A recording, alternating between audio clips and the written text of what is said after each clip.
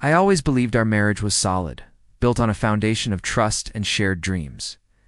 For 15 years, my wife Sarah and I were more than just husband and wife. We were best friends. We navigated life's ups and downs together, our bond seemingly unbreakable. That's why when the cracks started to show, I was completely blindsided. It didn't start with a bang, but with a whisper, the quiet tapping of her fingers on her phone late at night, the soft glow of the screen illuminating a smile that wasn't meant for me. At first I dismissed it. We all have our digital lives, right? But then the whispers grew louder. She started mentioning a new colleague, Mark. It was innocent enough, just stories about work projects and office jokes. But soon, his name was a constant presence in our home. Mark said the funniest thing today. Mark and I are leading the new campaign. The frequency was unnerving. She became more distant, our conversations shallower.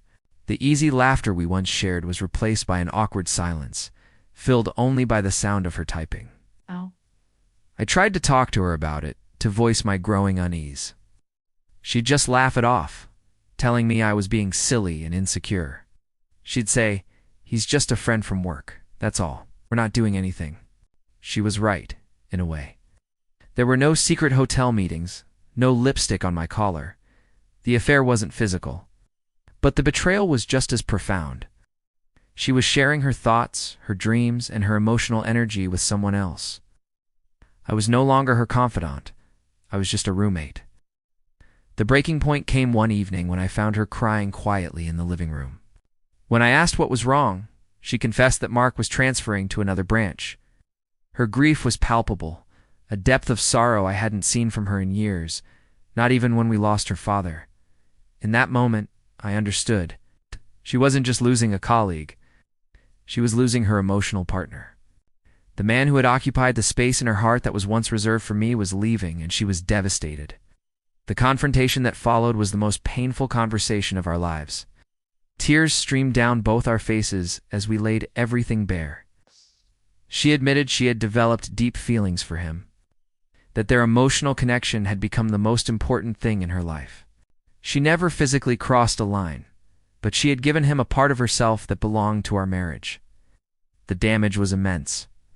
Our home, once a sanctuary, felt like a hollow shell. The trust that had been our bedrock was shattered. Rebuilding has been a slow and arduous journey. It required brutal honesty and countless hours in therapy, both individually and together. We had to learn to communicate all over again, to redefine the boundaries of our relationship.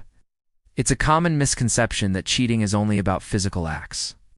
But an emotional affair can be just as destructive, quietly eroding a partnership from the inside out. It's a silent poison that can leave you feeling alone, even when you re in the same room as the person you love. If you're going through something similar, please know you're not alone. Seeking professional help can make all the difference. Our story isn't over, and we're fighting every day to write a new chapter together. Thanks for listening.